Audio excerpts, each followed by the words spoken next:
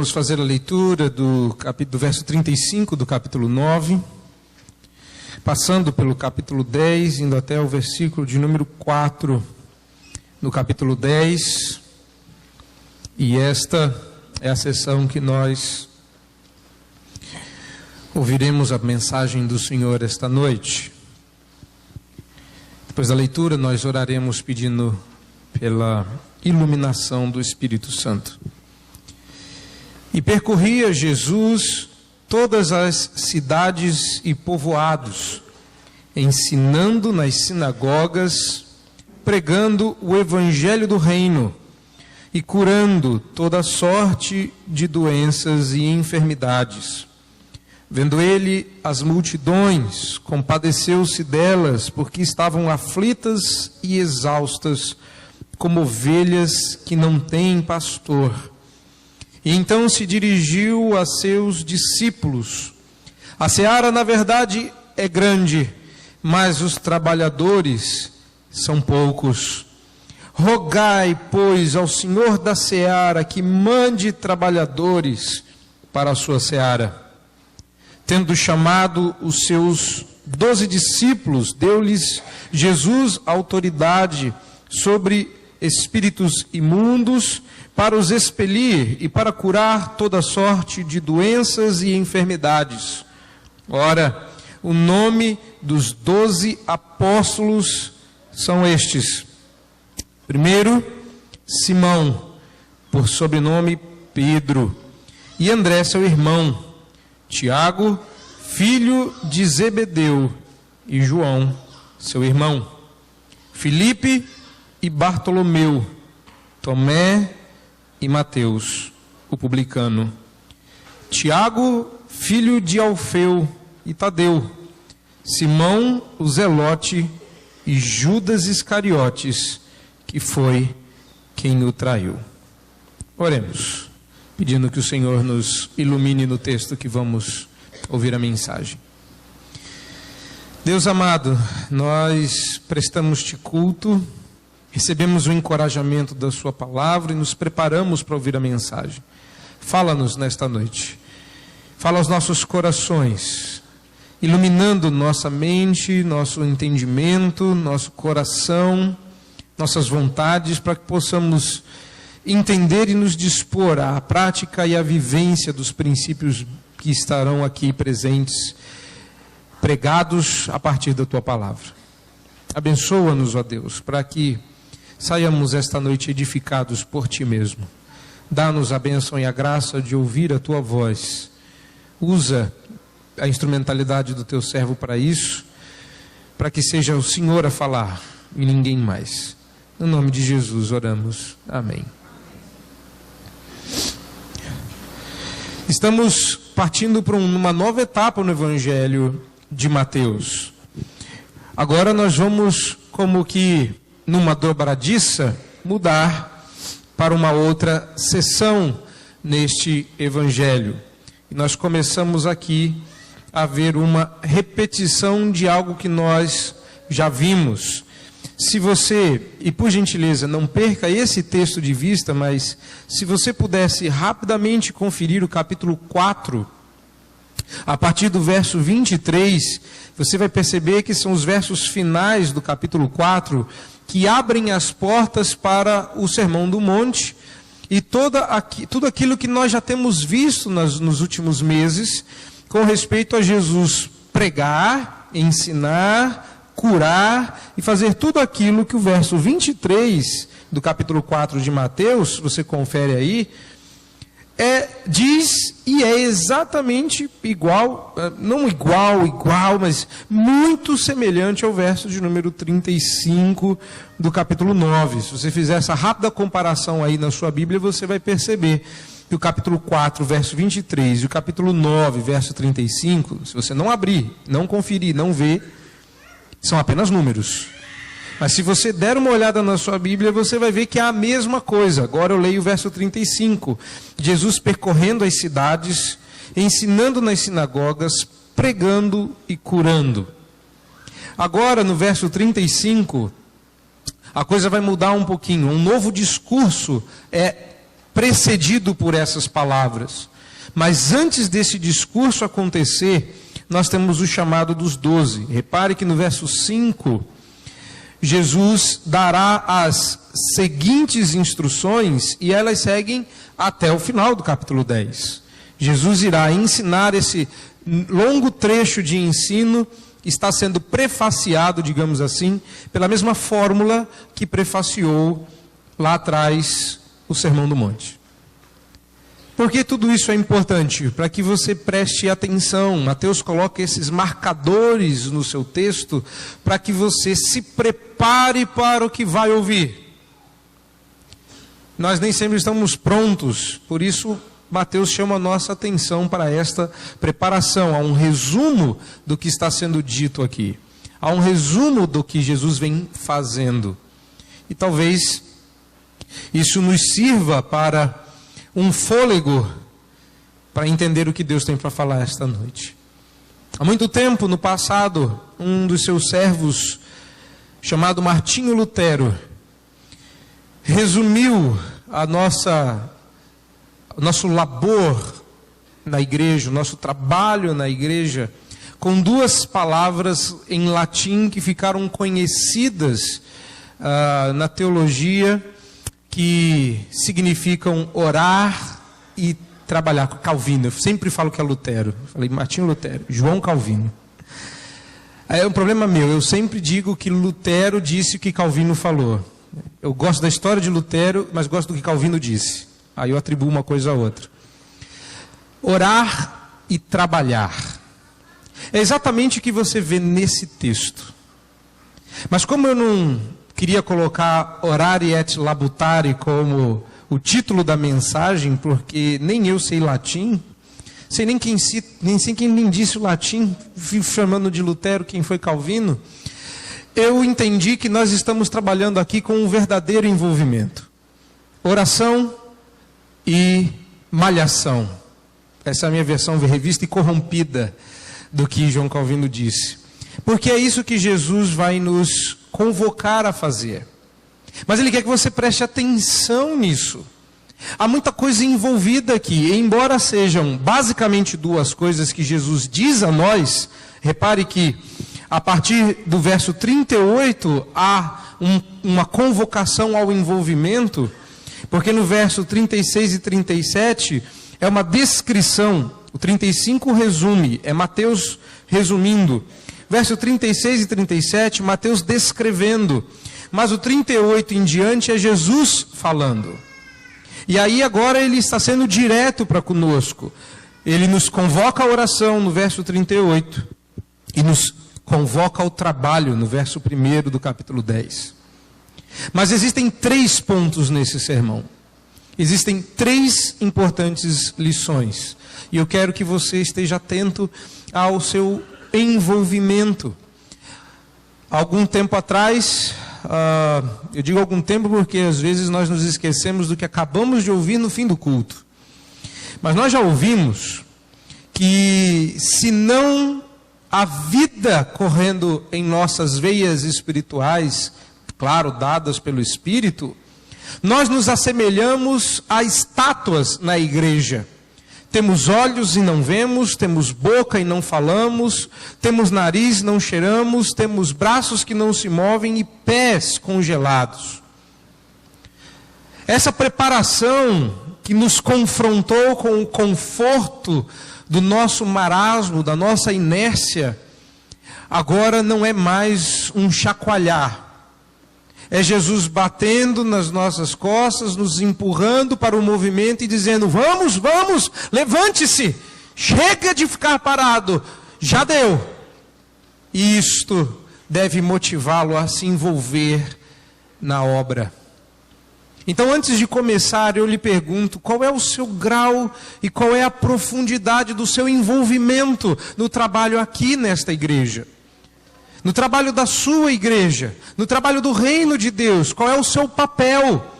Não saia daqui, nem hoje, nem domingo que vem, nem no próximo, não se conforme em não saber, não se aquiete. Eu não sei qual é o meu papel no reino, eu não sei para que eu sirvo, e eu estou bem com isso. Não se acomode, se inquiete, que Deus lhe dê santa inquietação esta noite. Começando com o primeiro dos pontos da nossa mensagem, versos 35 a 36.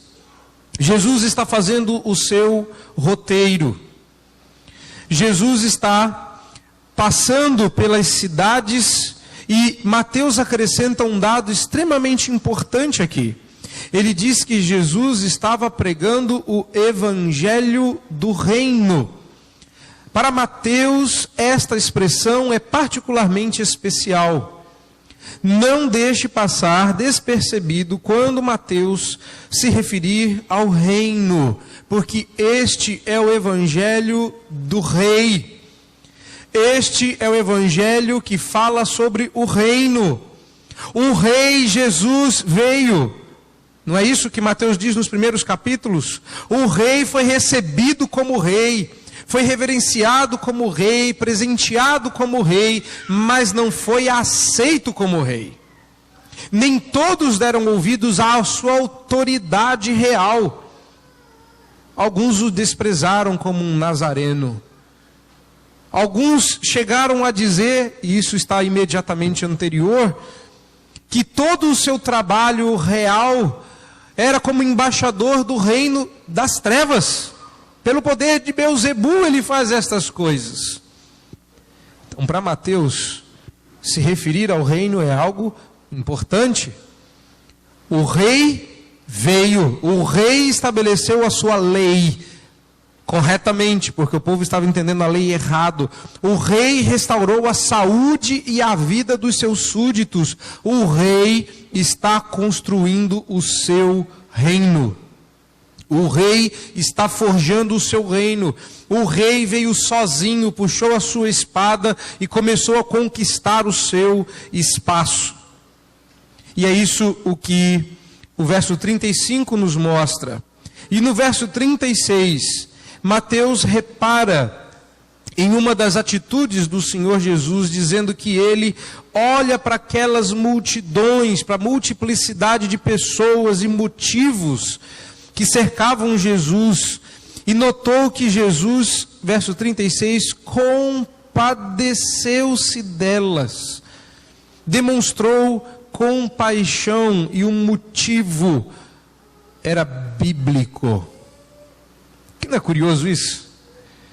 Quando nós nos referimos ao fervor missionário e as exortações para que preguemos o evangelho, nós apelamos para as nossas emoções e para a nossa compaixão. Não raro, nós somos convocados a amar as almas perdidas, como se missões fossem motivadas pelo amor às almas perdidas. Pois eu conheço alguém que realmente amou essas almas, a ponto de entregar a sua própria vida. E até ele, quando compadecido delas, o fez movido pela palavra de Deus. Observe aí que diz o motivo, verso 36, porque estavam aflitas e exaustas. Ou seja, elas estavam quebradas, quebrantadas, confusas.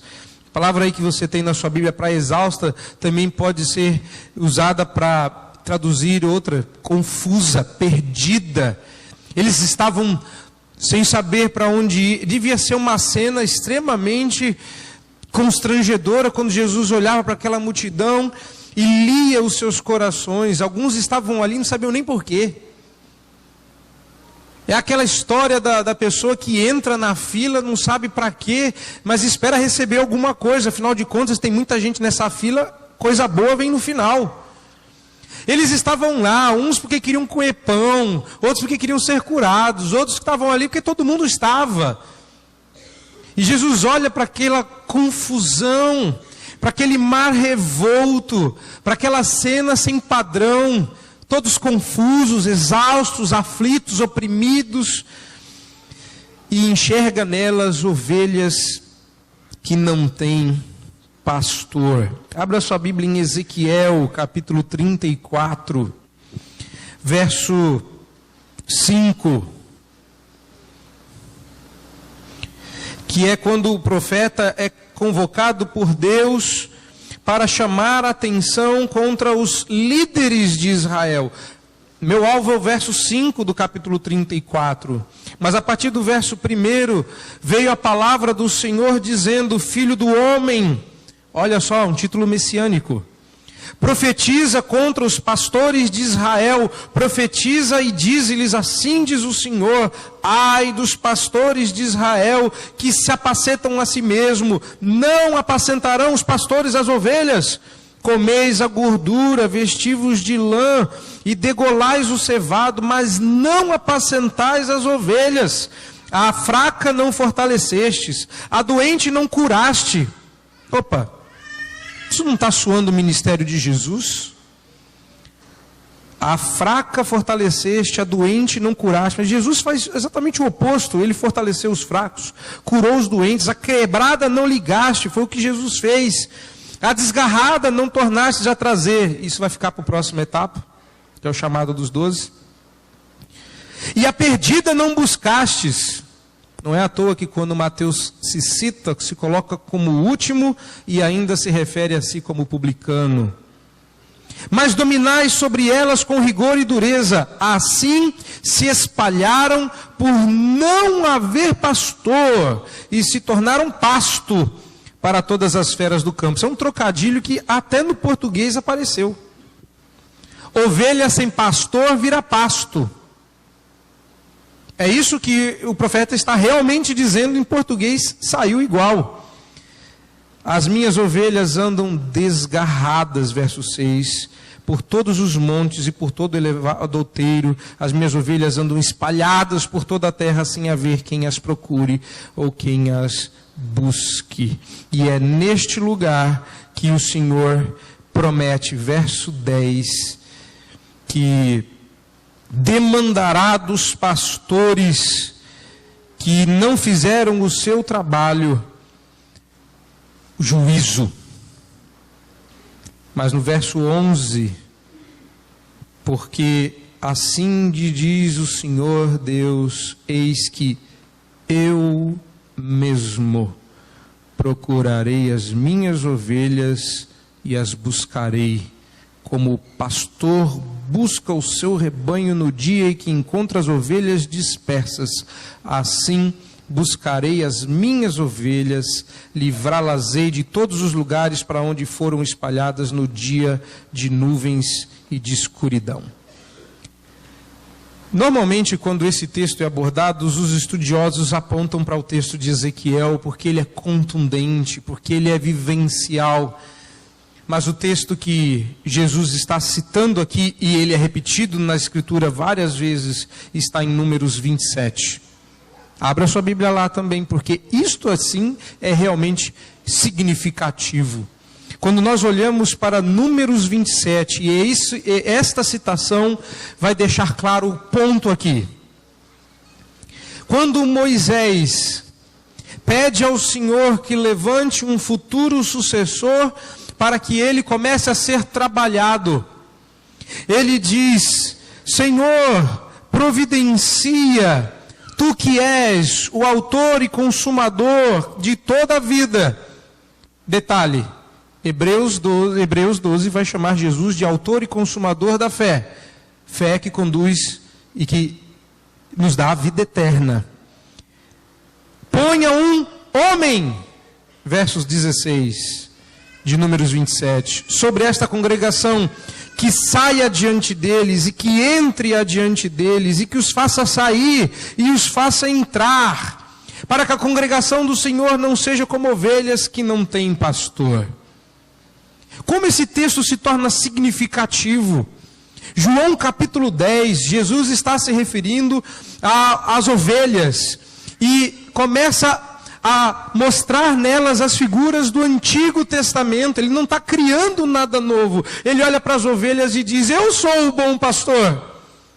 Eu sou o bom pastor. O bom pastor dá a vida pelas ovelhas. Mas em determinado momento, de repente, Jesus muda a figura e fala que ele é a porta. Repararam nisso em João 10? Ele está falando que ele é o pastor e você vai animando, faz sentido, e de repente ele diz: só a porta. A porta?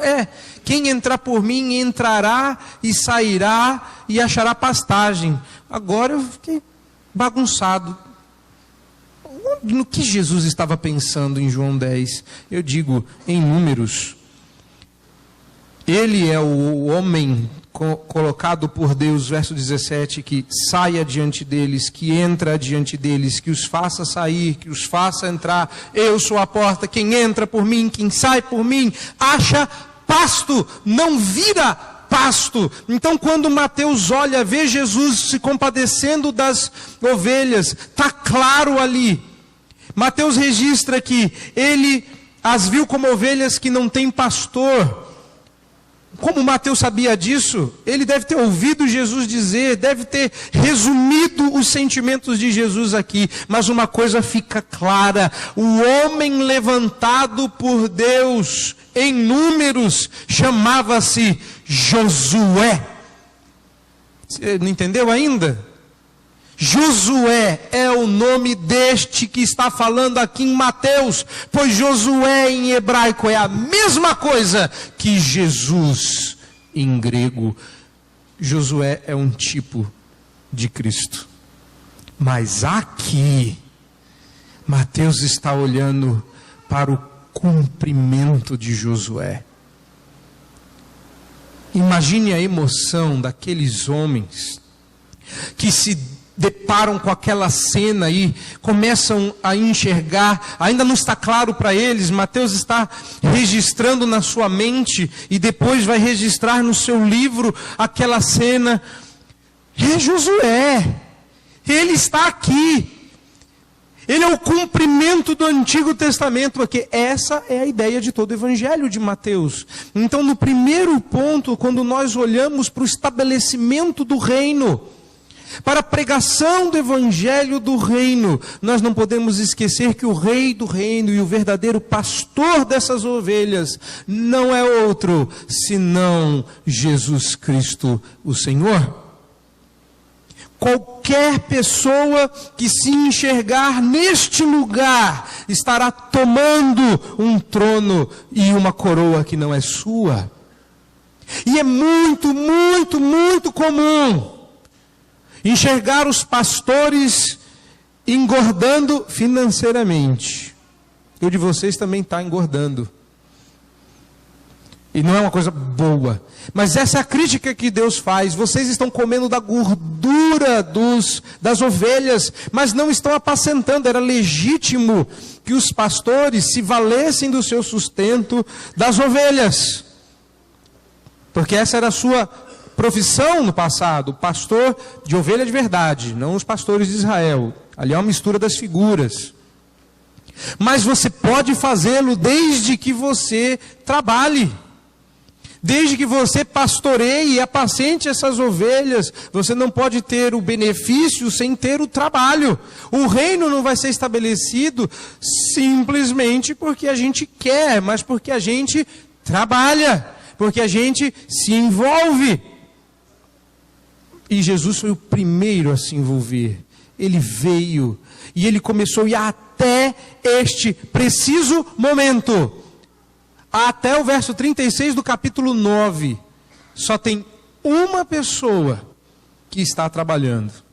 Só tem uma pessoa que está pregando. Só tem uma pessoa que está sendo trabalhada como personagem neste livro, e ela é Jesus. Ele é o pastor, ele é o cumprimento de Josué em pessoa. Ele é aquele homem que Deus colocou diante da congregação para que nunca mais nós sejamos ovelhas que não têm pastor. Agora você consegue entender por que quando a confusão toma conta da sua vida, e quando você fica tonto, tateando onde firmar a sua fé e a sua confiança, e você procura cura nos seus remédios, cura nos gurus da autoajuda, e não encontra, é porque não existe outra forma de aliviar esta aflição e esta exaustão, senão nos braços do pastor. E o seu pastor tem nome, e o nome dele é Jesus. Quando eu saía, alguns anos atrás, já dá para falar alguns anos atrás aqui em Poá, e eu estava à porta, eu não me lembro quem, você vai se lembrar, que numa conversa a pessoa me respondeu: mas o Senhor é o meu pastor. Lembrou Salmo 23. E eu respondi: então tudo te faltará. Gente, no dia que vocês encontrarem em mim o seu pastor, vai faltar muita coisa para vocês. Eu sou o pastor auxiliar do verdadeiro pastor dessa igreja. Só que eu sou falho. O pastor de vocês nunca falhou. O pastor de vocês é Jesus. E às vezes a gente recorre às muletas da fé. Lembre-se, eu li recentemente um autor dizendo que muletas são boas e ajudam a gente a ficar de pé, mas toda fé que precisa de muleta é uma fé deficiente. Quem precisa de muleta é deficiente. Deus não quer uma fé deficiente. Deus criticava a fé deficitária dos seus discípulos, homens de pequena fé. Ele é o pastor. E até aqui, ele vem à frente do povo. Ele vem conduzindo aquele rebanho gigante e confuso. Mas de repente,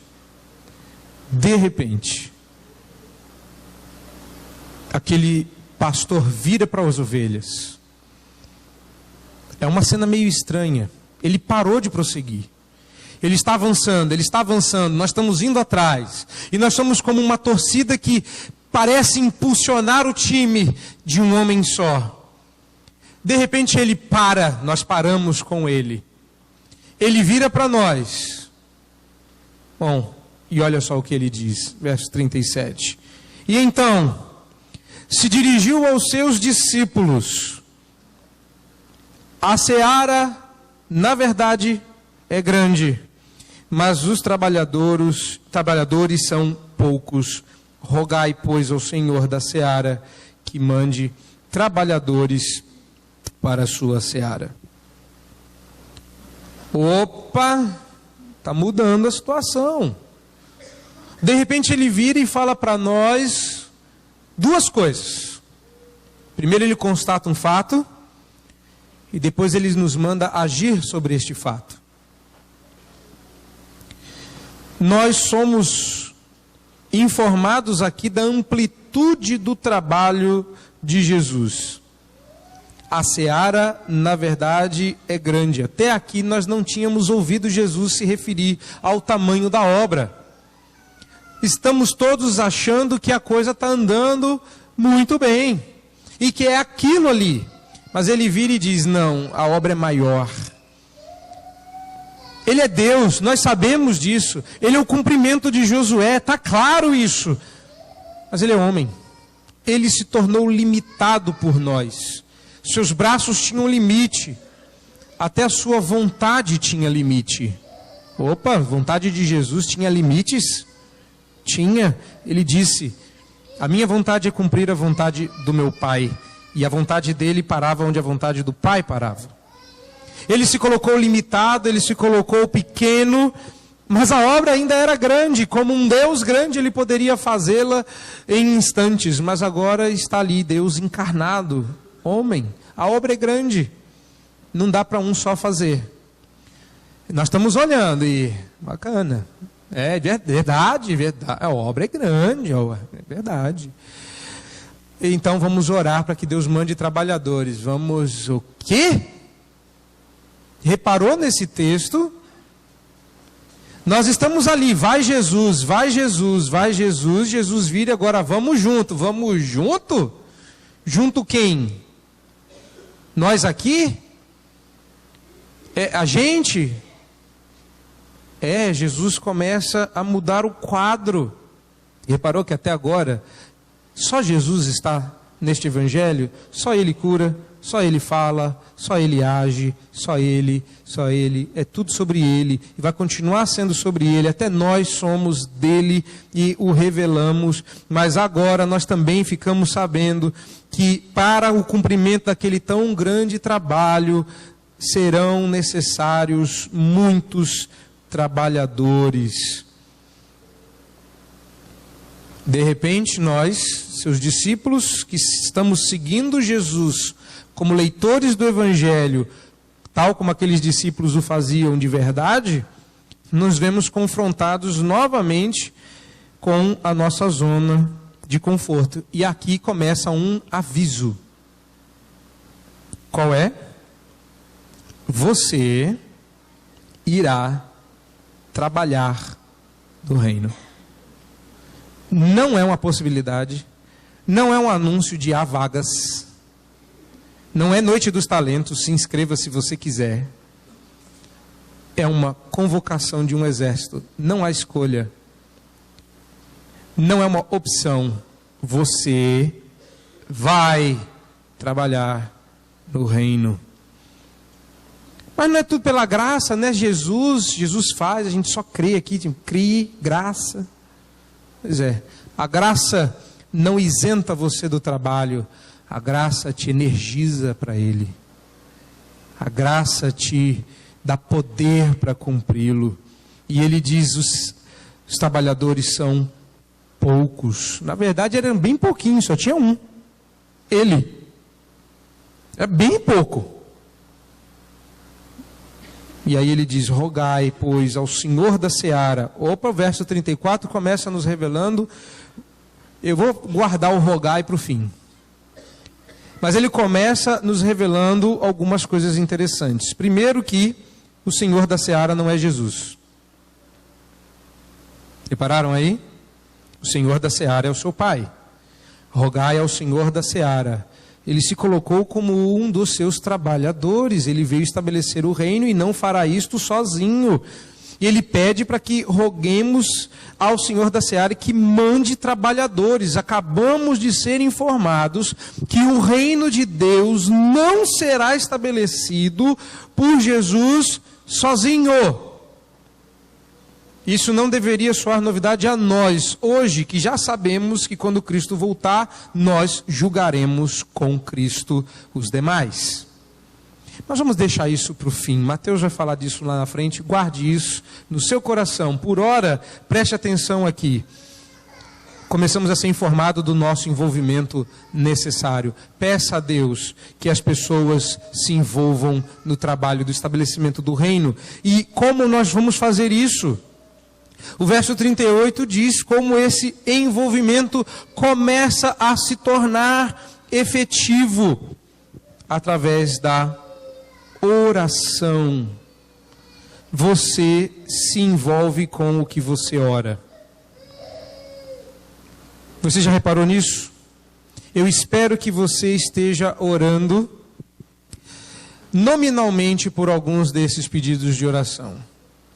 Há muitos aqui, principalmente os mais jovens, tem celular, alguns já têm tablet. Para que Deus deu essa bênção na mão de vocês? Já reparou que o seu tablet e o seu celular veio equipado com uma câmera? Sabe para que serve aquilo? Para quando nós colocarmos o pedido de oração aqui, você tirar uma foto, levar para casa e lembrar-se dos pedidos de oração. Você já tinha pensado nisso? Eu fiz isso já uma vez, está aqui. É para isso que serve, é a forma moderna de você começar a interceder. Mas já reparou como nós começamos a nos importar com quem nós oramos? Se você chegou em casa e olhou para os pedidos de oração e estava lá um nome que você não sabia a história, pelo que você orou? Oração pentecostal pelo nome? Senhor, o nome está aqui. Não sei. Faz alguma coisa aí. Não, você quer falar, Senhor, eu quero interceder por essa pessoa, eu não sei a história dela, eu não sei quem ela é, só sei o nome, não sei o sobrenome, não sei onde mora, não sei nem quem trouxe esse pedido. Isso é oração? Você está intercedendo pela pessoa? Aí Jesus diz assim, rogai, se envolva em oração. Reverendo João Marcos chegou na China e já começa a enfrentar suas primeiras dificuldades.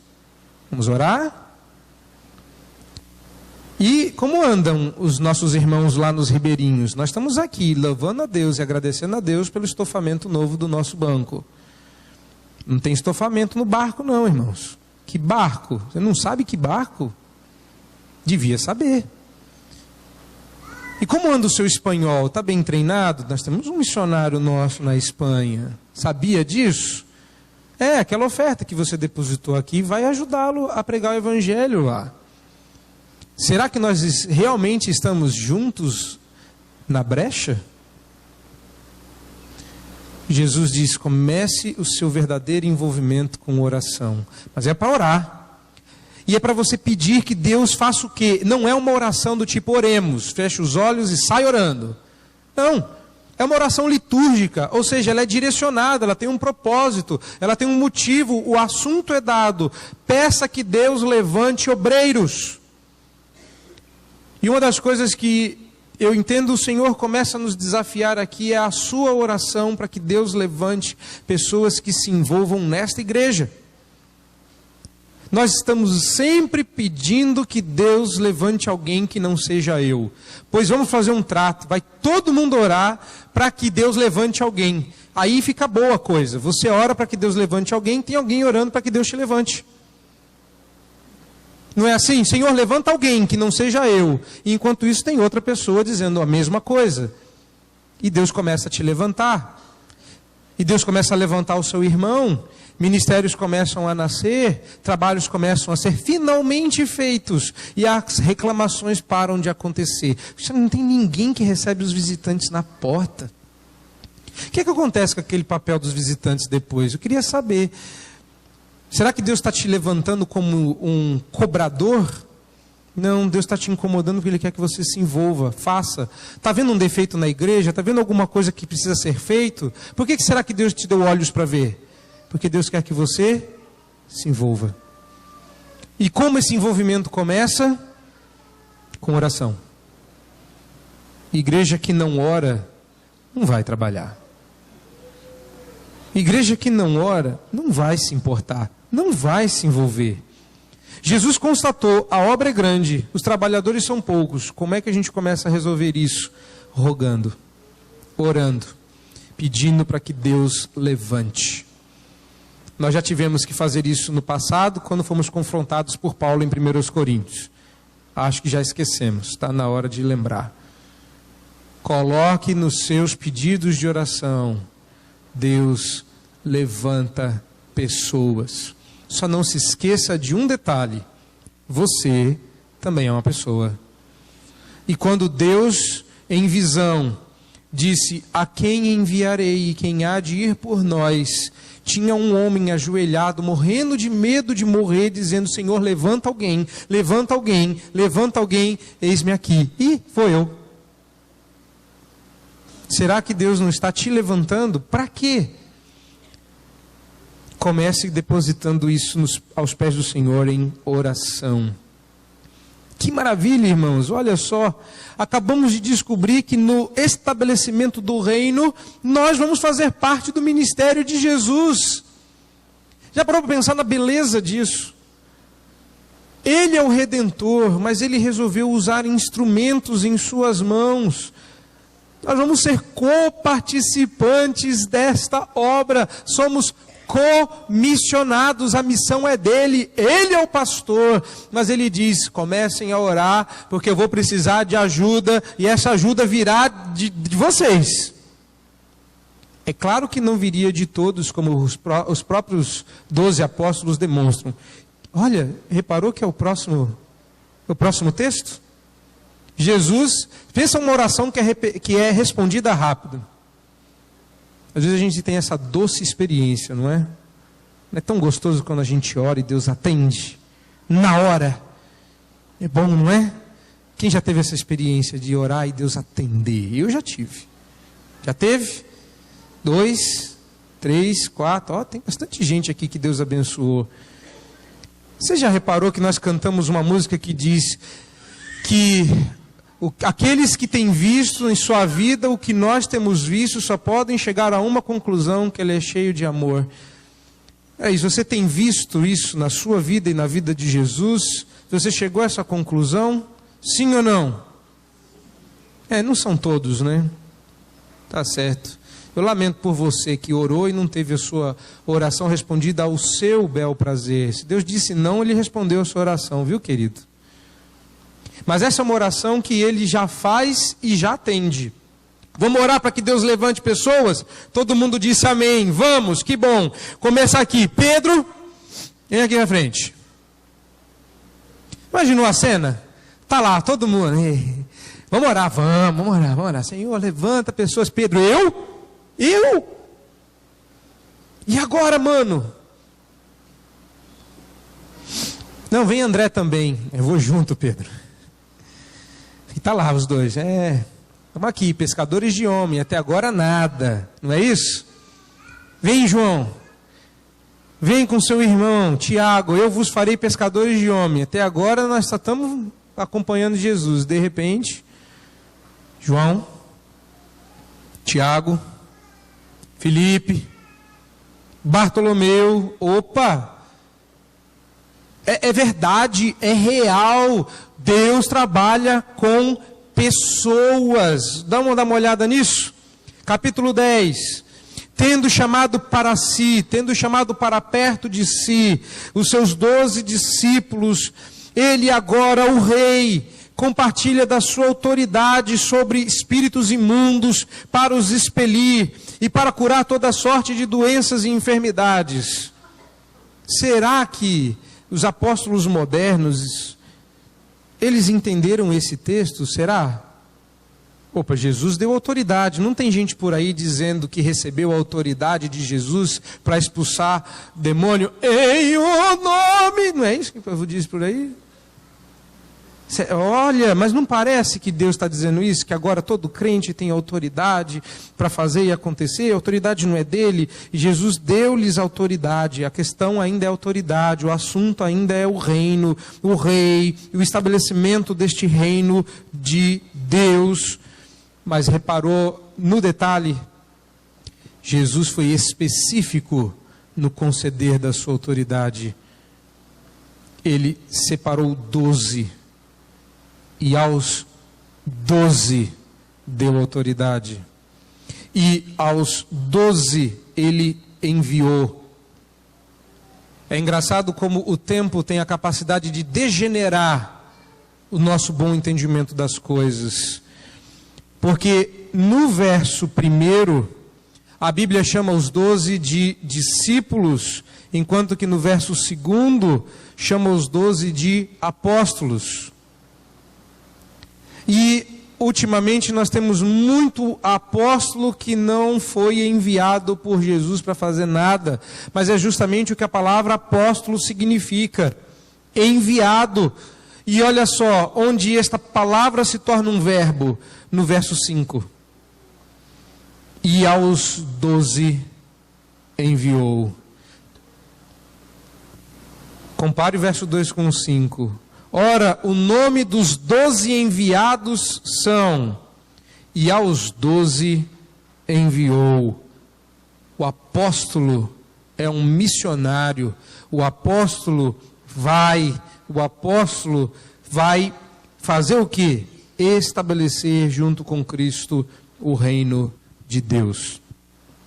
Bom, sanada a dúvida, quem tem autoridade para expelir espíritos imundos e curar doenças? Só os 12. Os nomes também revelam coisas boas. Mas antes de tratar dos nomes, eu pretendo fazer isso rapidamente, eu quero salientar que a cura de enfermidades naqueles moldes e a expulsão de demônios eram sinais do estabelecimento do reino. Porque toda vez que está mudando ou se acrescentando uma pedra no edifício da revelação, ou seja, que Deus está avançando a revelação, há um período de milagres. Os milagres, as curas e os demônios sendo expulsos inauguram novos contextos. Então, quando Jesus concede aos 12 poder para fazer aquilo que só ele vinha fazendo, ele está dizendo que o reino está chegando, que inclusive é a mensagem que Jesus vai entregar aos 12. E quando pregarem, digam: o reino de Deus está chegando, está sendo inaugurado, está próximo. Então hoje, quando nós queremos ressuscitar o verso 1, nós estamos dizendo que o reino de Deus não chegou, ele não foi inaugurado ainda, o que é uma falácia, o que é um erro, o que é uma heresia. Agora eu preciso da sua ajuda para entender o que os versos 2 e 3 significam.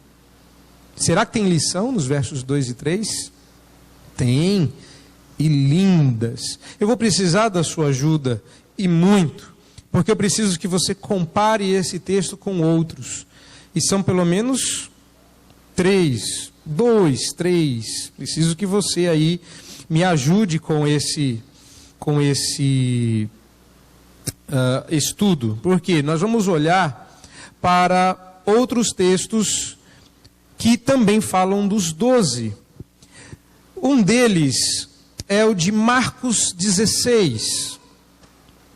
Eu quero que você não perca Mateus de vista, mas abra em Marcos 3,16. Falei 16, é Marcos 3,16. Eu preciso que você compare esses dois textos para começar a enxergar o que Mateus está pontuando aqui. Quando Mateus cita o nome dos 12, ele cita primeiro Simão, que teve o seu nome mudado para Pedro, e depois André, Tiago e João, filhos de Zebedeu. Eu quero entender que esses 4 faziam parte do mesmo grupo dos 12. Eles eram divididos em 3 grupos de 4. Você que é bom de matemática aí, já sabe que 3 vezes 4 é 18, não é isso? 3 vezes 4 é 11, aqui é 11,3, né?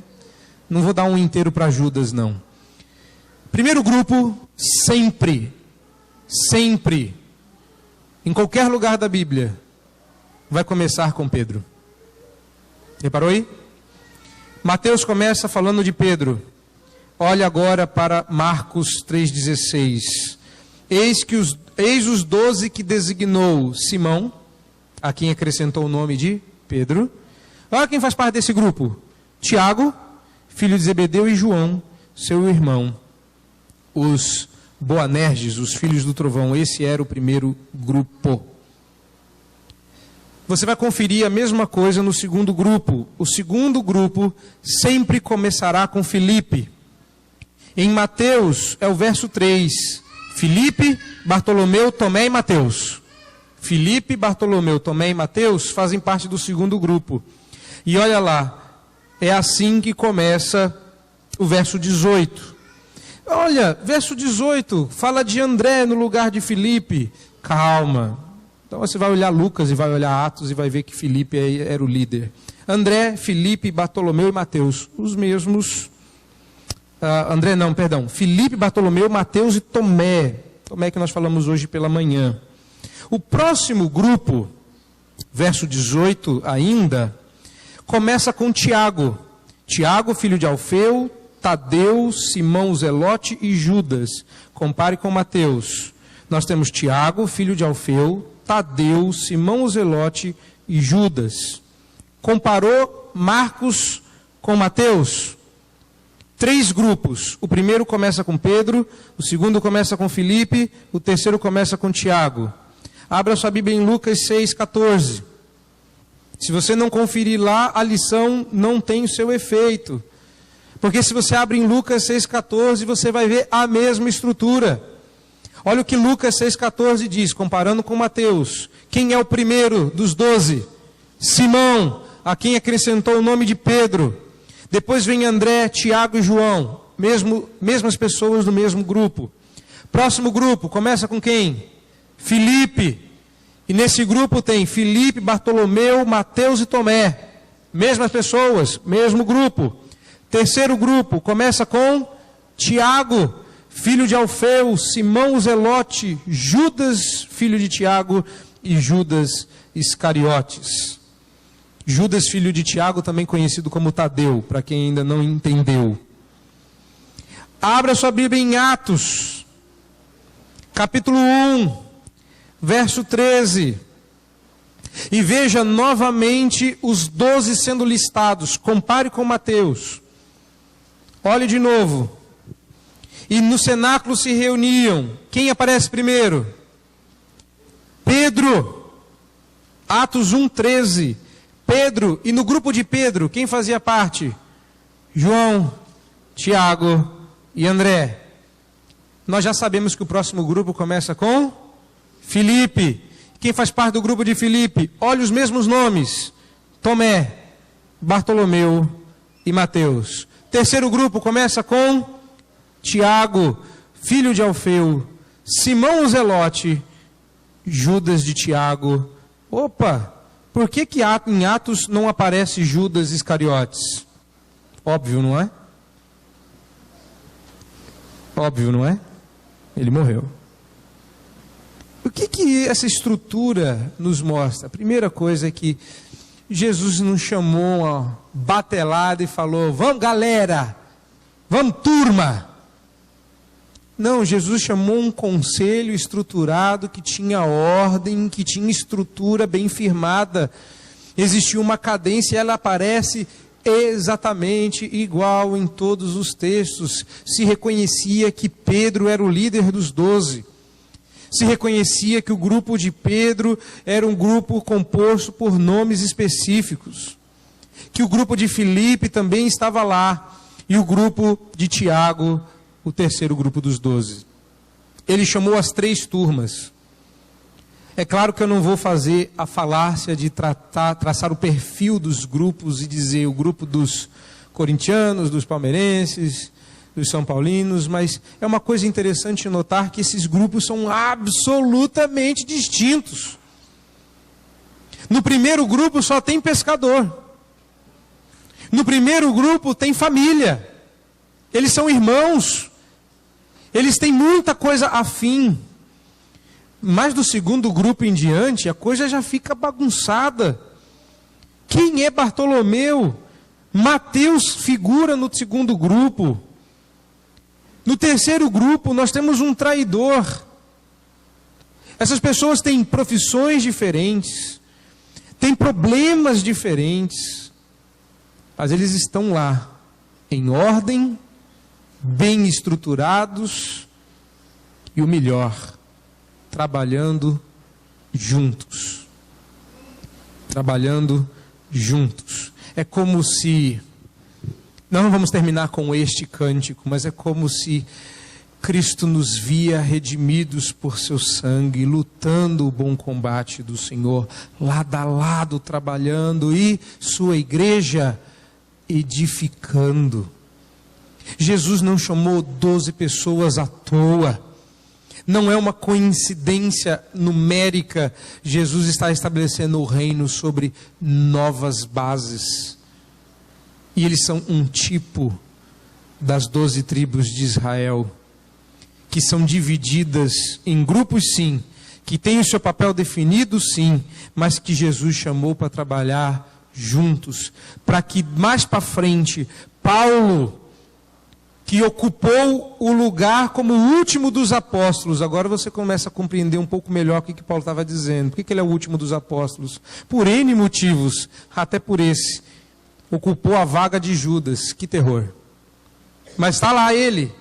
E ele começa a olhar para aquilo, para o colégio apostólico, para o grupo dos 12, olha para a Evódia, olha para a Cinti, que diz: está errado, pensem concordemente no Senhor. Vocês são diferentes e pensam diferentes para que a multiforme graça de Deus seja vista, para que um zelote consiga trabalhar ao lado de um publicano. Ou você acha que foi coincidência e à toa que Mateus só descreveu eles dois? Reparou isso no texto? Os únicos que estão descritos aqui são Mateus e Simão. Os outros são descritos como filho de seus pais. Sim, para que você possa identificar os vários nomes. Mas de Mateus não se diz de quem ele é filho, se diz o que ele faz. Ele é um judeu que trabalha para o império, ele é um traidor da raça, ele é um pária da sociedade, ele se coloca como o último do seu grupo. Reparou também nisso? No grupo de Filipe, Mateus se coloca como o último, afinal ele é o publicano, o digno do desprezo. Mas no grupo de Tiago tinha o zelote, os guerreiros nacionais, os que se insurgiam contra o Império Romano, os arqui-inimigos dos publicanos. Os dois estão no grupo dos 12. Aqui nesta igreja, como em todas as igrejas, nós temos grupos diferentes de pessoas com interesses diferentes, uns com uma cara mais publicana, outros com uma cara mais zelota, vamos dizer assim. E por que Deus chamou gente tão diferente? Vamos pensar, vamos meditar nisso. Se fôssemos nós que fôssemos escolher alguns dos nomes que figurariam na nossa igreja, essa não seria a configuração da nossa igreja, essa aqui. Pensa aí nos nomes que você escolheria para uma igreja perfeita. Nomes que eu escolheria para ser da minha igreja. Eu queria que fulano fosse da minha igreja.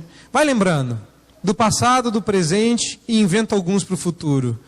Agora olha para trás, olha para frente, olha para o lado e veja se essa é a igreja que Deus te deu. Não é? Se Jesus já sabia, por que escolheu Judas? É justamente porque ele precisava de alguém para o trair. Mas e se fosse você? Você escolheria para ser seu irmão alguém que você sabe que vai te machucar? Sabe que vai botar o dedo na sua ferida, que vai espremer a sua pústula, que vai te apertar e vai te dar umas mordidas na orelha? Você escolheria essa pessoa para ser seu irmão, mas Deus escolheu ela para sentar do seu lado. Por quê? Por que os 12 estão aqui desse jeito? Porque eu acredito que Deus está construindo este reino com instrumentos imperfeitos, como que dizendo, pessoas que precisam de redenção serão meus instrumentos de redenção. Deus não quer que você espere ser perfeito para participar do reino, para participar da obra, para levantar do banco e dizer, eis-me aqui, envia-me a mim. Deus quer você do jeito que você está, imperfeito, cheio de falhas, mordendo a orelha um do outro, porque Deus vai ensinar vocês a não fazer isso. Outra coisa, quando a gente olha e vê que Deus usa pessoas imperfeitas, e algumas delas, Ele as usa para os seus propósitos, mesmo quando elas não fazem parte dos nossos, Judas Iscariotes, Ele está dizendo que todas as pessoas que te cercam, e todos os acontecimentos que nascem dessas pessoas, fazem parte do plano de Deus para a construção do seu reino, com você e em você.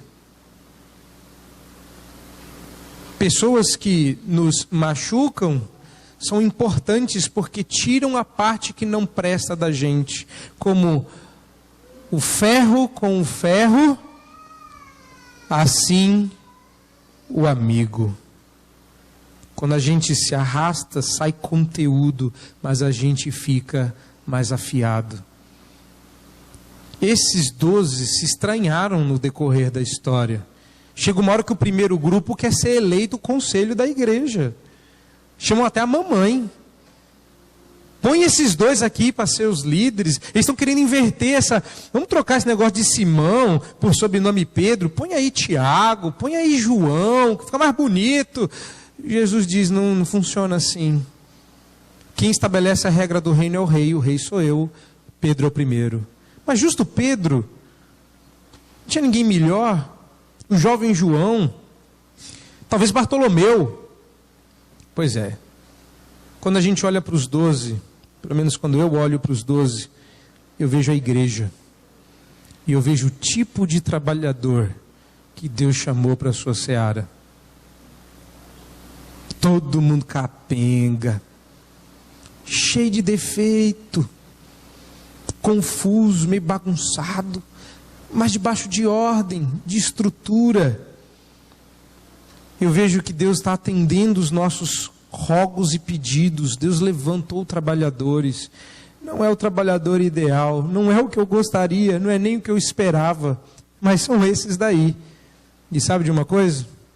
Foi com esses daí que Jesus construiu a maior religião do mundo. Foi com esses daqui que ele mudou a face do planeta Terra. Foi com esses daqui que ele bagunçou a ordem cósmica. Foi com esses daqui que ele estabeleceu o seu reino, sua igreja. Então, quando você olha para você e fala, eu não tenho competência para trabalhar no reino, lembre-se dos 12. Porque nenhum deles tinha, e Deus usou. O que Deus quer de você esta noite? Verdadeiro envolvimento. Se envolva, orando e trabalhando. O pastor continua sendo o mesmo, Cristo Jesus. Mas agora ele nos envolve. Ele te convoca, ele te chama. E não é uma bênção pensar que você vai participar desta obra? Não é um privilégio saber que no dia final pessoas estarão lá rendendo glórias a Deus, ajoelhados como súditos do reino, e você foi um instrumento para a redenção de algumas delas? Para aquela multidão incontável dos filhos de Abraão, Deus usou filhos de Abraão para o resgate dos seus irmãos, e você participou dessa obra, dessa história. Pois agora é a hora do envolvimento. Depois vem instrução, porque essa é a ordem. Lembra de Isaías? Primeiro vem a convocação, depois de Isaías diz, eis-me aqui, depois Deus instrui Isaías. Não, Deus não quer que você ouça primeiro para ver se você vai se envolver. Deus quer que você diga, estou aqui. Depois Ele te instrui. Depois que há envolvimento. A instrução, o papel da missão, não é missão impossível. Não é dado para você decidir se vai entrar ou não. Não é o filme que está passando na sua vida, não é missão impossível. É outro filme. Eu não sei qual é. Mas eu sei que você já faz parte desse exército. Você não pode escapar dessa missão. Mas é só para quem está envolvido que há instrução. Semana que vem, nós vamos ouvir as instruções. A pergunta é, quantos estarão envolvidos? Quantos de nós se levantarão como Isaías e começarão a dizer, eis-me aqui? Esse é o desafio para toda uma vida, para a vida de cada um de nós. Não é fácil para mim, não será fácil para você, não é uma promessa de facilidade, mas é uma promessa de vitória. O reino será estabelecido. Eu peço apenas que você atenda o convite do Senhor e participe do movimento. Amém.